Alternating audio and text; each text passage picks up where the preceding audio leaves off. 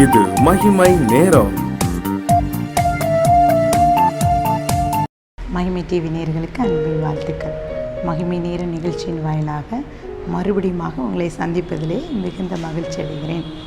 நேற்றைய தினத்திலே கனிதரும் அனுபவத்தை குறித்து நாம் தியானித்தோம்.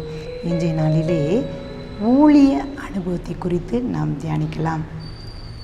ஊழியம் என்றால் நம் அநேகருக்கு ஒரு பயத்தை கொண்டு வருகிற காரியமாக இருந்து வருகிறது. பாருங்கள், ஊழியம் என்றால் 2 காரியம் முக்கியம். ஒன்று அழைப்பு, 2வது அனுபவம். அதைத்தான் இன்றைய நாளிலே கற்றுக்கொள்ளப் போகிறோம். எபிரேயர் 5:4 ஆரோனை போல தேவனால் அழைக்கப்பட்டால் ஒழிய ஒருவனும் இந்த கனமான ஊழியத்துக்கு தானாய் ஏற்படுத்துகிறதில்லை. பாருங்கள், ஆரோனை போல தேவ அழைப்பு மிக முக்கியம். அடுத்தது அனுபவம். பாருங்கள், நம்மளுடைய இந்த 6 நாட்களாக நாம் தியானித்து வருகிறோம். ஒவ்வொரு நாளும் ஒவ்வொரு அனுபவத்தை படித்து வருகிறோம். முதலாவது நாள் இரட்சிப்பின் அனுபவம், தேவனோடு உறவாடுதல், ஜெப அனுபவம், சாட்சியின் அனுபவம், கனித்தரும் அனுபவம் சொல்லி நாம் தியானித்தோம். கடைசியாகத்தான் இந்த ஊழிய அனுபவம். பாருங்கள், இந்த ஊழிய அனுபவத்தை நாம் பெற வேண்டும் என்றால் இந்த 6 அனுபவத்தை தாண்டி தான் இந்த 7வது அனுபவத்துக்குள்ளாக நாம் வர முடியும்.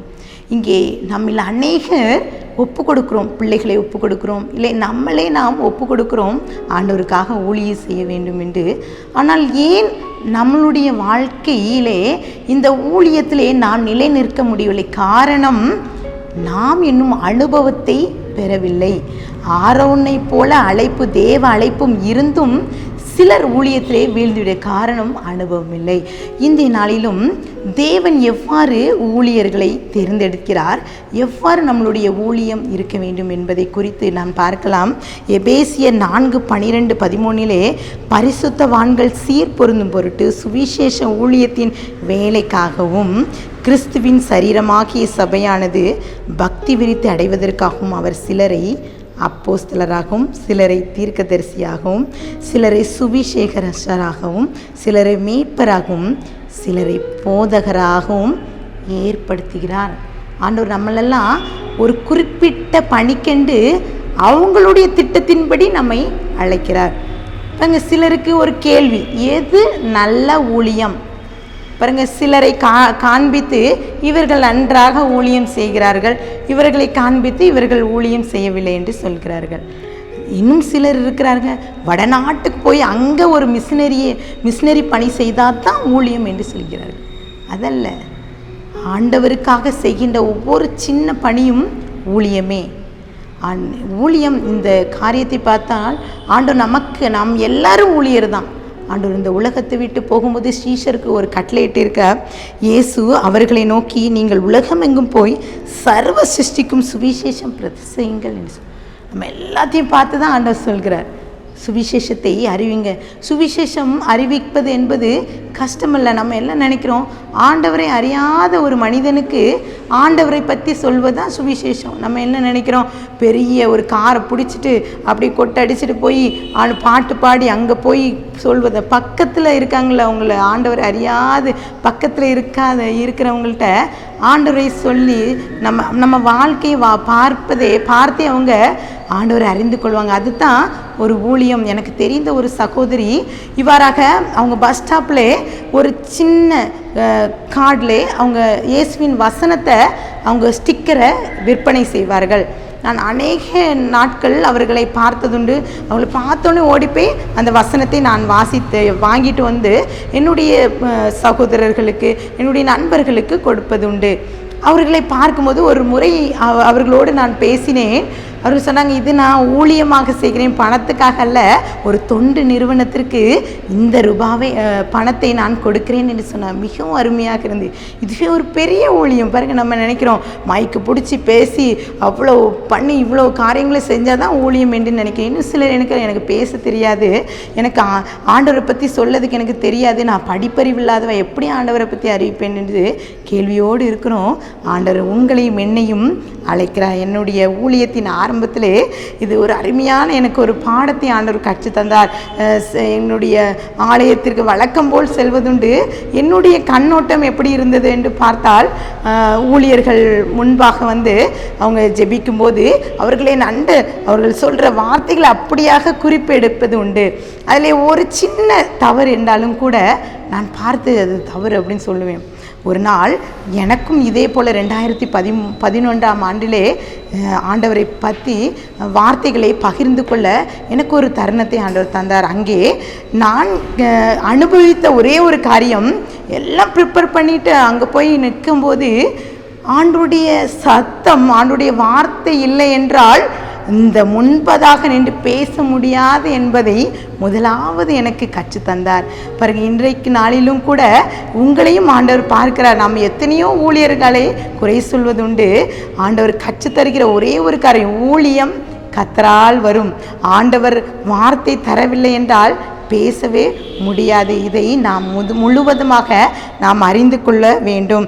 தெய்வ அழைப்பு நமக்கு முக்கியம். வேதாகமத்திலேயும் பவுலுடைய வாழ்க்கை நமக்கு மிகவும் எடுத்துக்காட்டாக இருக்கிறது. பாருங்கள், சவுல் பவுலாக மாறின ஒரு பெரிய சம்பவம் பாருங்கள்.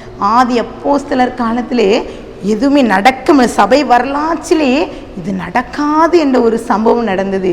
பாருங்கள், இன்றைய நாளில் ஒரு எழுப்புதல் என்று சொல்கிறோமே, எழுப்புதலுக்காக ஜெபிக்கிறோமே, இந்த எழுப்புதல் ஆதி அப்போஸ்தலர் காலத்தில் எப்படி வந்ததா, இந்த சவுல் பவுலாக வந்த போது நடந்தது. பாருங்கள், அவள் திருச்சபையின் பிள்ளைகளை அழிப்பதற்காக, இயேசுவின் சீஷர்களை அழிப்பதற்காக அவன் போராடுகிறான்.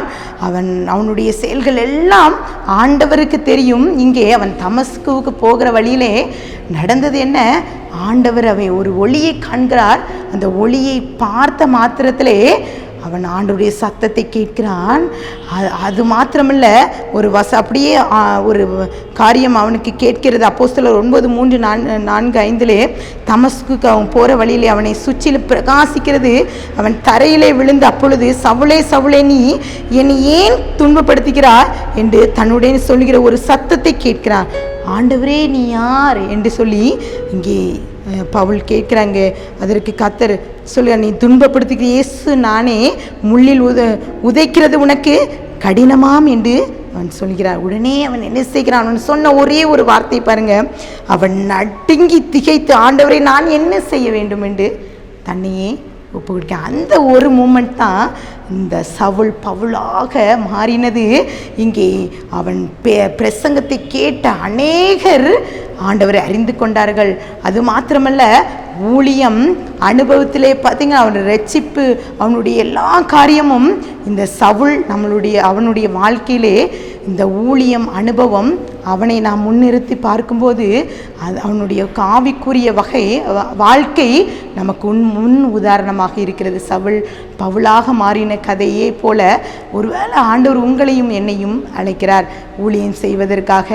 ஊழியம் கர்த்தருடையது, ஆண்டவருக்காக நம்ம ஒப்பு கொடுப்போம். அந்த 7 நாட்களும் ஆண்டவருடைய ஆவிக்குரிய அனுபவத்தை நாம் கற்றுக்கொண்டோம். இந்த 7 காரியமும் எங்களுடைய வாழ்க்கையிலே வரணும், செயல்படணும்னு சொல்லிட்டு ஒப்பு கொடுத்து ஜெபிக்கலாம். அன்பின் பிதாவே, வெளியிலையும் கூட கர்த்தர் எங்களுக்கு தந்த அந்த வாழ்நாளிலே உமக்கென்று நாங்கள் வாழ்ந்து, உமக்கென்று நாங்கள் எங்களுடைய ஆவிக்குரிய வாழ்க்கையிலே வளர்ச்சி அடைய 7 காரியங்கள் எங்களுக்கு கற்று தந்திருக்கீங்கப்பா. தொடர்ந்து இந்த 7 காரியங்களே பிள்ளைகளப்பா தியானித்திருந்திருப்பார்களப்பா. அவர்கள் என்னென்ன காரியத்திலே குறைவுள்ளவர்களாக இருந்திருக்கலாம், அதிலே அவர்கள் கற்றுக்கொண்டு இந்த ஆவிக்குரிய வகையிலே எழும்பி பிரகாசிக்க கிருபை தாங்கப்பா. எழும்பி பிரகாசி, உன் ஒளி வந்தது இந்த வார்த்தையின்படி இந்த செய்தி, இந்த வார்த்தையை கேட்டுக்கொண்டுகிற ஒவ்வொருவரோடு இந்த அப்பா உடைய கரம் இறங்குவதற்காக நன்றி செலுத்துகிறோம். இந்த அனுபவத்தை பெற்றுக்கொள்ள கிருபை தாங்க. உடைய சமூகத்திலே கொடுக்கிறேன், தாழ்த்தி கிருபையாகிறேன். மீட்பர் மூலம் கேட்கிற பிதாவே, ஆமென்.